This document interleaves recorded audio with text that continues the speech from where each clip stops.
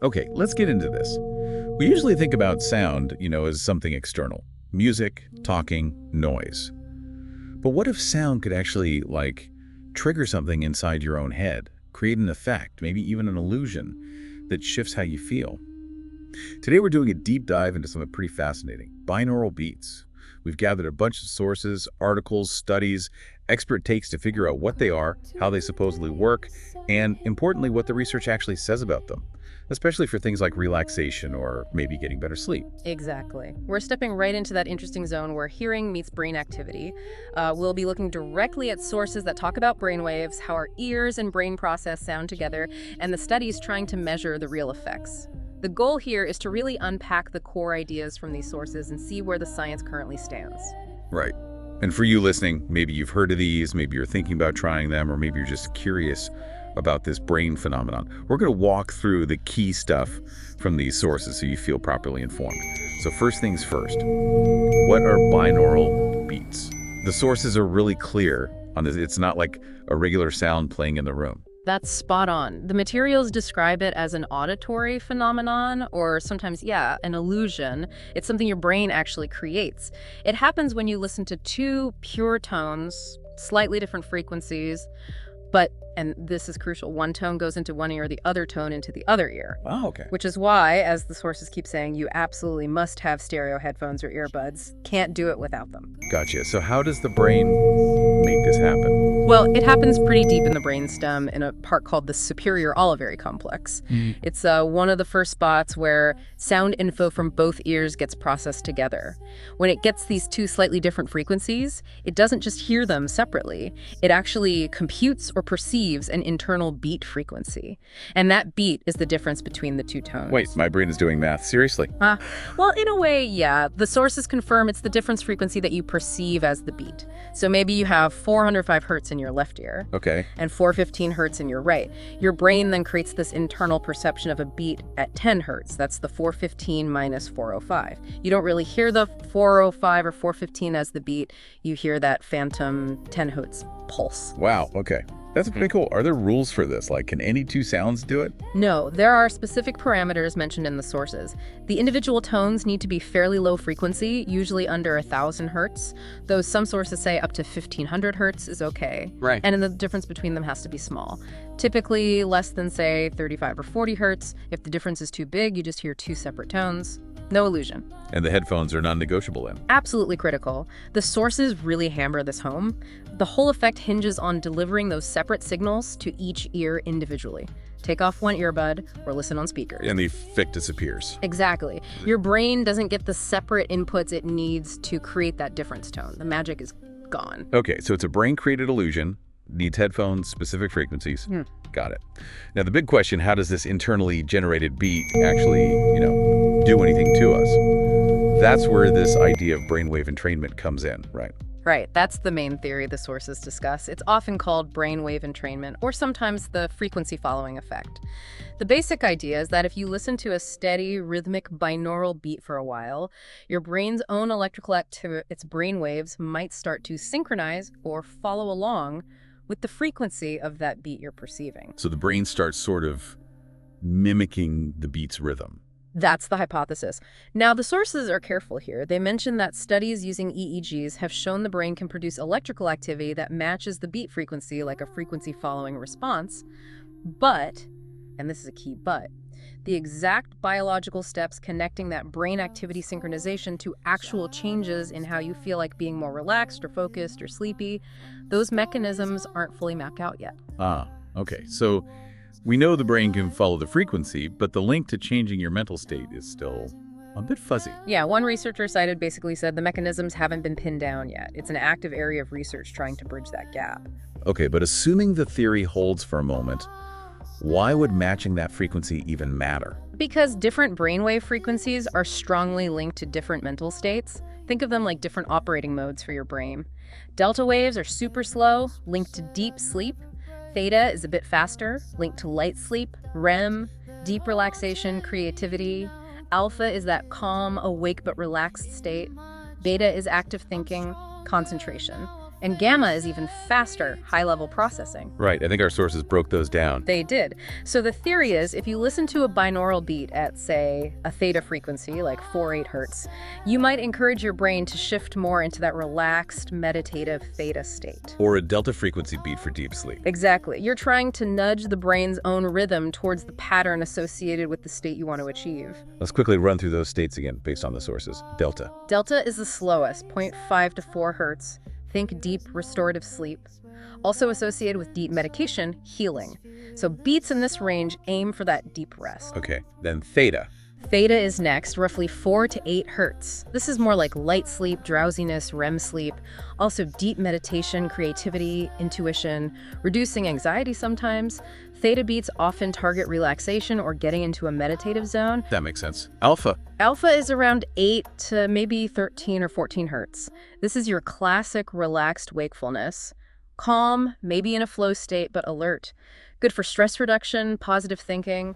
Alpha beats are popular for aiming for that calm focus. And beta. That sounds more active. It is. Beta is generally 13 or 14 hertz up to 30 hertz. That's your active thinking, problem-solving concentration gear. You need it for cognitive tasks.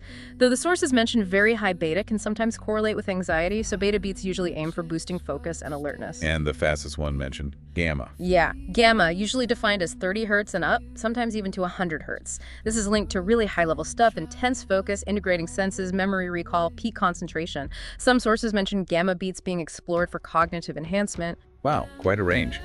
So the specific frequency is everything because it's trying to tune your brain to a specific channel, basically. Which naturally leads us to the million-dollar question. Does it actually work? What do the sources say about the potential benefits people might get? Well, the sources list quite a few potential upsides that people report or that studies have looked into. Things like lower stress, less anxiety, better mood, maybe enhanced focus, improved memory, boosts in creativity, getting into meditation easier, even some reports on pain relief.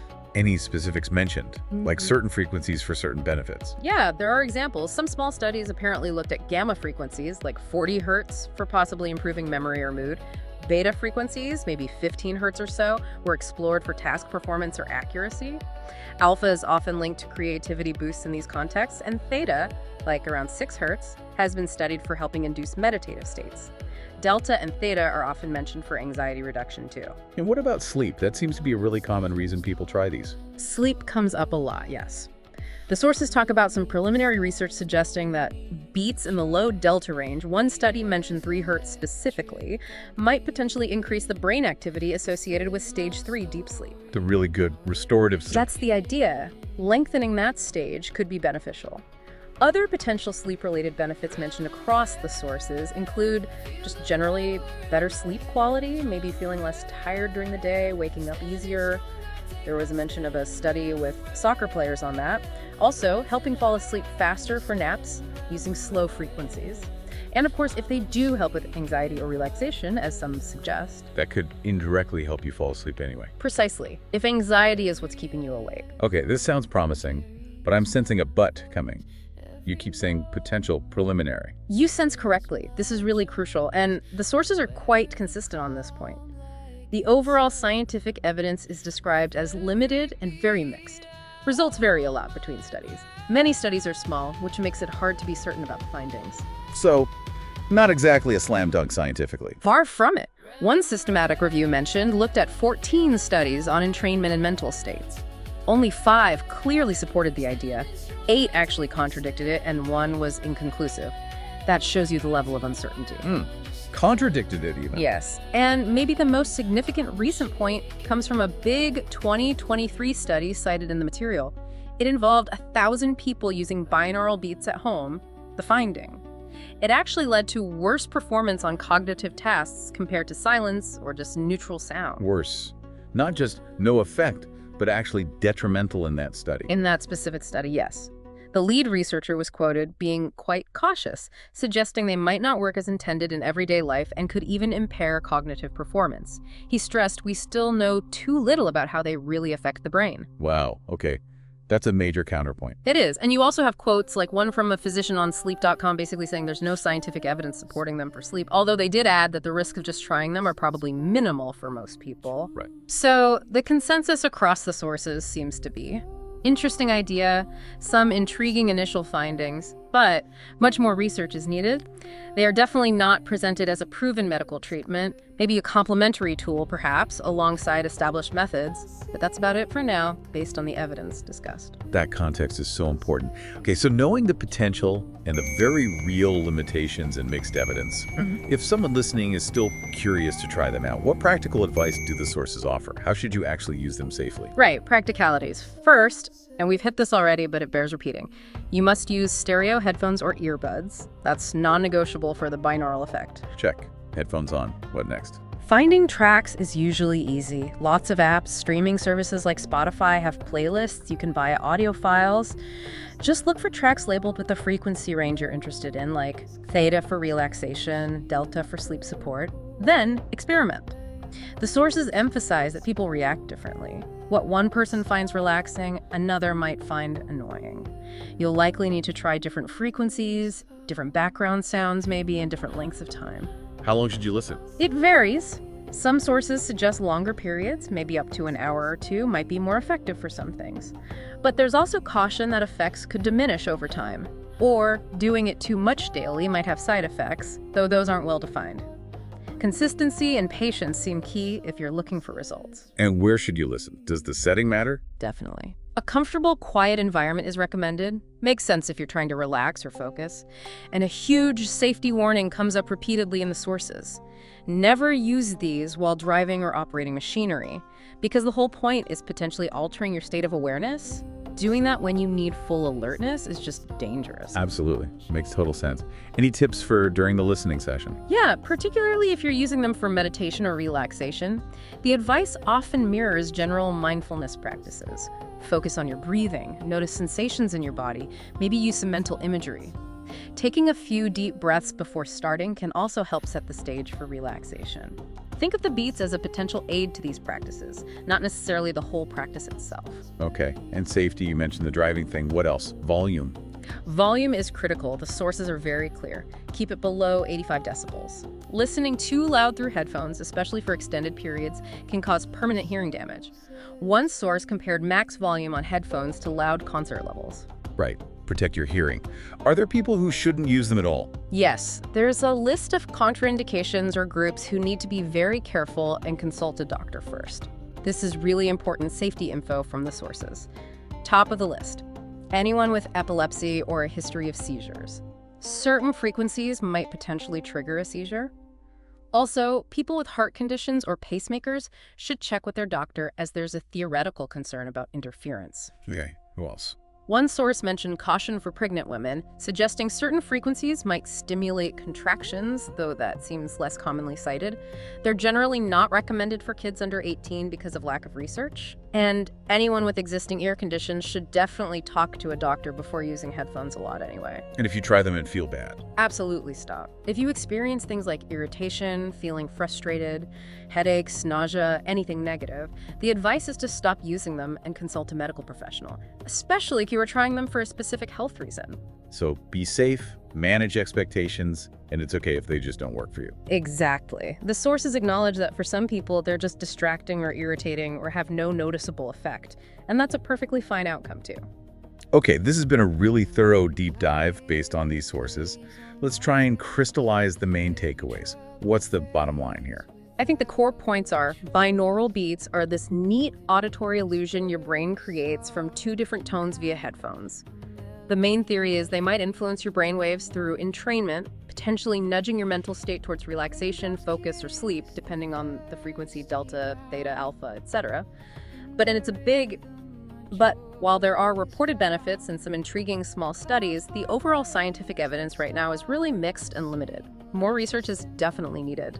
And that recent large study suggesting potential negative effects on cognition in everyday use is a significant finding to consider. Right. Crucial context. So if you do decide to explore them, safety first. Use headphones, keep the volume safe, be aware of your surroundings, and definitely heed those warnings about specific health conditions or consulting a doctor. So what does this all mean for you, the listener?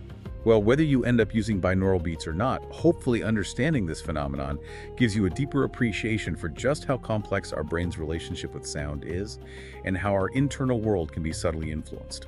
And maybe a final thought to ponder, sparked by these sources. If our brains can conjure up a perceived reality like a binaural beat, and maybe even sync up with external rhythms in ways we're still figuring out, what other connections between sound and our inner states are waiting to be discovered? What else does the world of